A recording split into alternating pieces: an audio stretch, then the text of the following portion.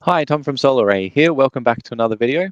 So I thought I'd try something new today, based on the number of questions we're getting through to the sales team at the moment. We're very busy, and we're really keen to help people kind of learn a bit more about solar and understand what they need. So we've collected about 7 questions I've got here from recent inquiries, and I'm going to do a bit of a Q&A session.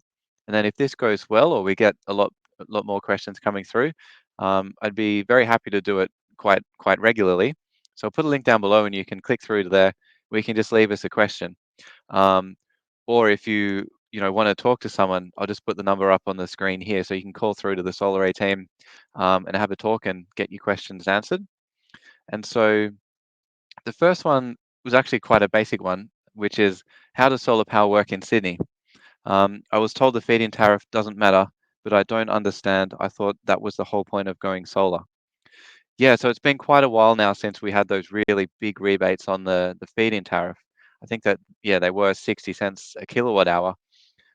That's long gone now. So basically, the way solar power works in Sydney is it's directed into your home to be used immediately. So basically, by using solar power, you're not buying power from the grid, and so that's directly going to reduce your power bill. And importantly, with that, you're not actually going to see the saving on your bill like as a line item. It's just going to be a smaller bill. So, say for example, you have a $800 quarterly bill, and then you go and install a large solar system, and that, say, might reduce your bill by $400. Well, then your bill will just be $400 next time. But then there is also a feed-in tariff. So if you don't use the solar power as it's being used in the home immediately, and you don't have battery storage, that will go straight out to the grid, and you'll get paid a feed-in tariff by your energy retailer, which is a bit different to, it's not a rebate, but it's a part of the agreement you have with your energy retailer. And they bounce around a bit, like they've been up over 20 cents before per kilowatt hour, but these days they're somewhere between, say, 5 and 10 cents. I think a lot of retailers at the moment are around about 7 cents a kilowatt hour. And so obviously, with the price of power at the moment being a lot more than 7, and it's on the way up, and it's getting a little bit scary, but in that peak billing period, if you've got time of use billing, it may even be well over 50 cents a kilowatt hour. So it's much better to save 50 cents in that example, compared to getting a 7-cent credit on your bill. So what we say is, we want your feed-in tariff um, on your bill to be as small as possible, because that means you're using as much solar power in the home as it's being generated.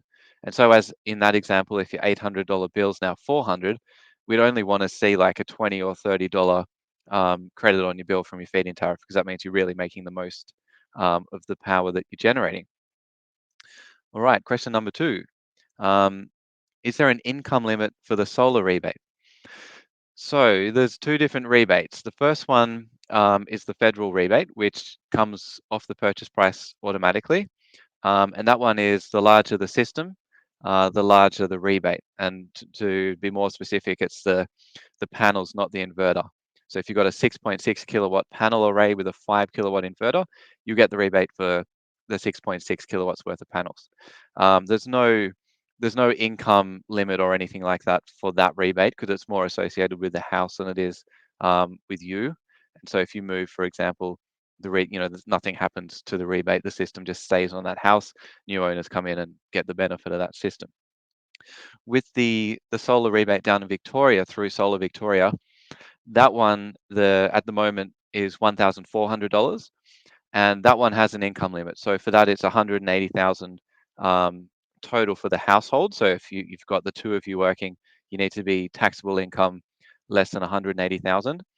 And on top of that as well, your home needs to be less than $3 million in value. And there's actually quite a number, or a few more eligibility criteria that you need to meet to be able to get that additional rebate in Victoria.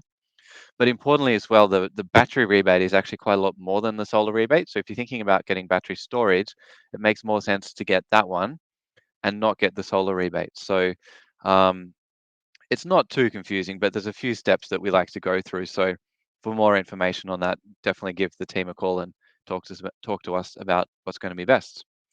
Um, okay, number 3. So, does solar power work on a cloudy day? Um, yeah, it does. So I've actually got a slide here to kind of show you what could happen across across the day where there's some cloud cover. Now this system has quite a few panels facing west, and this is winter. And so you can see the output in the morning is actually, and it was a bit of a cloudy morning. The output's pretty slow to get going, but then it really peaks at about midday when two things happened. The sun kind of got a bit higher up in the sky and was facing the panels directly. And that's really important for solar power. So you want direct sunlight on the panels. And the second thing was the clouds went away. And so the system, this was a 5 kilowatt system, and it got right up to 4 kilowatts. So importantly with a system as well, it often won't do its rating. So if you've got a 5 kilowatt system, for it to do 5 kilowatts at any one time, you need it to be the right time of year in terms of like the angle of the panels facing directly towards the sun. So if your panels are flat, they'll work really well in the summer, but in winter they won't work as well. So if they got the right angle at the right time of year, plus it's sunny and it's the middle of the day, then your system can get right up to its rating. So 5 kilowatts of output from a 5 kilowatt system. And then so in this example, at around about 1:30 or so, the clouds came back and the system went from 4 kilowatts down to about 2 and then even 1 when it started raining. Then the clouds went away, the output came back up again, but then it really dropped off as the sun went down quite early in the in the middle of winter here, and then yeah, it turned off by sunset basically. Um, so yeah, that's a bit of an example of what can happen across the day, and that's why we always say like, well, two things. One is work on averages, um, but secondly, it's really good to have proper online monitoring with consumption monitoring, so you can look in there and see what your solar system's doing compared to how much electricity you're using in the home, and then make decisions based on that.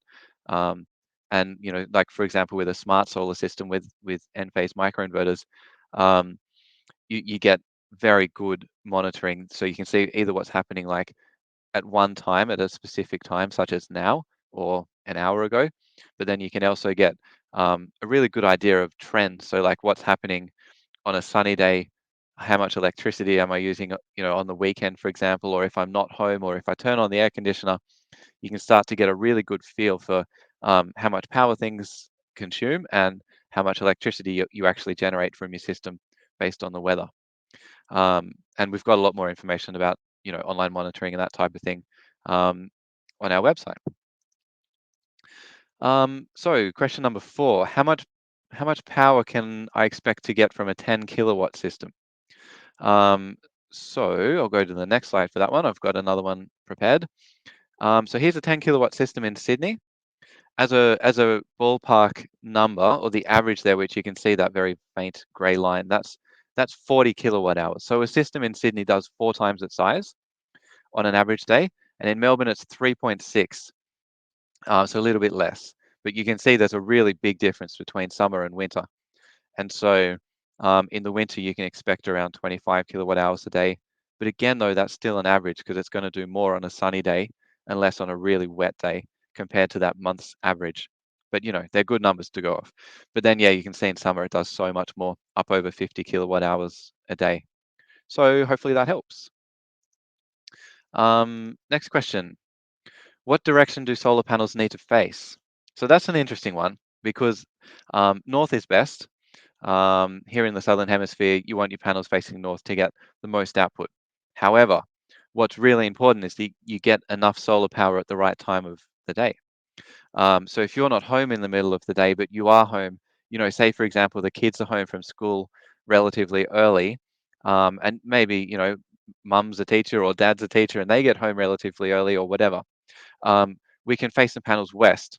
And so that way, if you imagine like an output curve, or if I go back to this slide here, um, even though it's not a perfect curve, you can see if you imagine this was like a bell curve and we push some of that output later into the day. If that's when you want your electricity to be generated, then that can be a really good thing and much more beneficial than having like a big peak from say like 12 to 2 p.m. or something like that. And similarly, like if you want to have a whole bunch of electricity being generated early in the morning, well, then we can do that by facing panels east. Um, so yeah, it depends a bit on when you want the electricity to be generated. The other thing to keep in mind is the angle of the panels. So if they're flat, like I mentioned before, they'll generate more electricity in summer compared to the average. And then if they're on a tilted roof, which we have to do if you have a tile roof, then they'll generate more power in the winter compared to summer, compared to the average.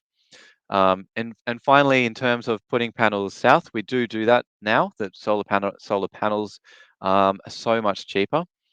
Um, the worst case scenario is a steep roof facing south, because you can imagine with the sun lower in the sky to the north, they don't get much direct sunlight. But if you've got a roof that's just like south of west or south of east, and it's not too steep or even quite flat, then that's fine. We can definitely put panels there, and we do that more and more just to max out the roof space and get you as much electricity coming through as possible. All right, so the next question.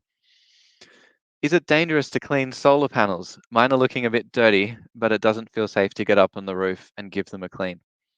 So the answer to that is kind of twofold. So firstly, it doesn't do much good. You'll get a little bit of increased output, but not as much as you'd think. Um, and by that I mean from like just normal dust settling on the panels, because firstly, when it rains, the dust washes off. So for example, here in our Solaray office, we've had a work site across the road here yeah, for quite some time now, and it's very dusty, and the dust really does settle on thick on the panels.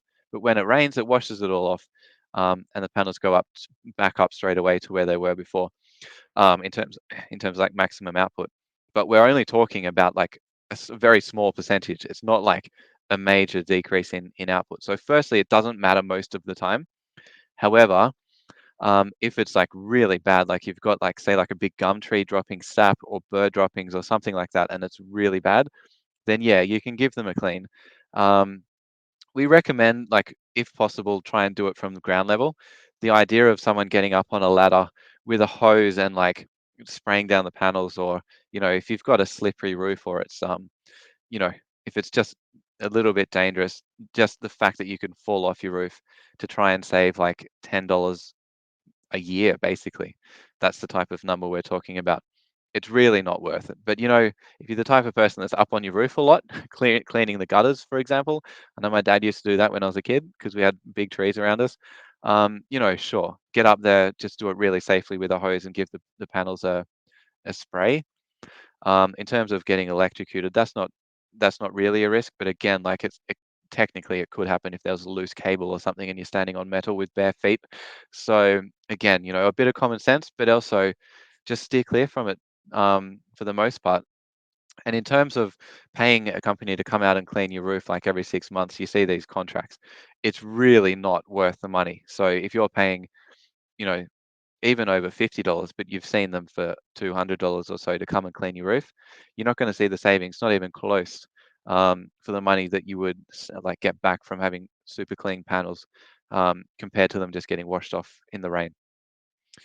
All right, and then so the final question for this lot is, I use about 25 kilowatt hours a day. Um, what size solar system should I get? I could answer that one in 10 minutes, and I don't want to. I want to try and keep it quick. So, look, if you want personalized numbers, give us a call, and we really do love to help. And it's fun to try and find the right solution for a household. So, what I might do actually is just go back to this slide here, because what I want to show you is, if the way we size up a system these days is, if you've got 25 kilowatt hours of usage a day, a large system like a 10 kilowatt system actually makes good sense. So firstly, the system's going to output enough electricity in the winter to cover your bill.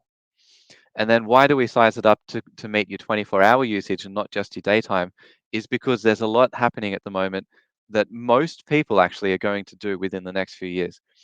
The first one being battery storage. We're already well over 50%, most months, of our customers including battery storage.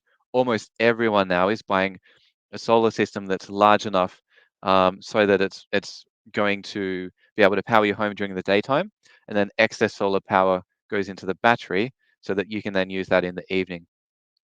And then so the other things that are happening is electric vehicles are coming. My colleague just ordered a plug-in hybrid, actually. They're coming too. So you want to make sure that you've got enough electricity to, not completely, of course, charge your EV, but certainly partially. And then, of course, um, the other thing that's happening is kind of like these VPP, the networks where you can sell power to each other.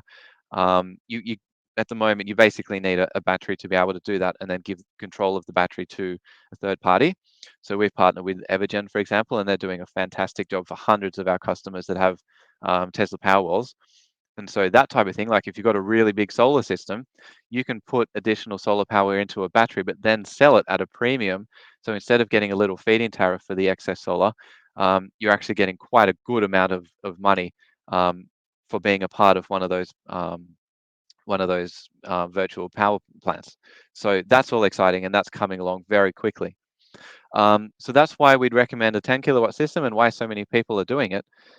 If you wanted to go for a smaller system, so you can basically just times or divide it by 4. So if you've got a 25 kilowatt hour usage, divide that by 4, and you're probably looking more at like a 6.6 kilowatt system. So on average, that will give you about the power you need. A little bit, it'll be a bit too small in winter, and that can be a bit of a problem if you use a lot of electric heating, because that winter bill can still be pretty big if you use a lot of power at night, and the solar system's not kind of producing enough power to kind of cover your usage during the daytime. But then in summer, you'll have a lot of electricity to make use of. So you might have a bigger bill in the summer if you've got air conditioning or pool pumps and that type of thing. Then a system like that can be great. So that's why we kind of say give the team a call and have a few bills handy. And I'll put the number up on the screen there again. If you kind of have a rough understanding of how much power you're using in the winter and how much power you use in the summer, we can help you size up a system. And of course, we'll talk about what I just went through there with, like, do you have plans to increase your usage? Because a lot of households do. And sometimes they don't even know it. It's like, oh, well, yeah, I was planning to get an EV next year. It's like, well, let's make sure we get you a solar system that can accommodate for that. So there's a few things that we can take into consideration and make sure we get the right system the first time. We can add panels down the track as well with Enphase, which is great. Um, However, it's good to get it all done at the one time, just because you've only got one installation fee then basically. So it'll save you a bit of money. But down the track, if you're going to add a battery, we can come back and put panels on the roof too. So hopefully that helps. There we go. There's 7 questions done within 20 minutes or so. So hopefully that helps. Again, the link's down below to the webpage where you can submit a question. Or I'm also asking our sales team. So if you are talking to them and you have a question, then I'll be able to answer it for you as well on here for everyone else. So thanks for your time, and we'll see you on the next video.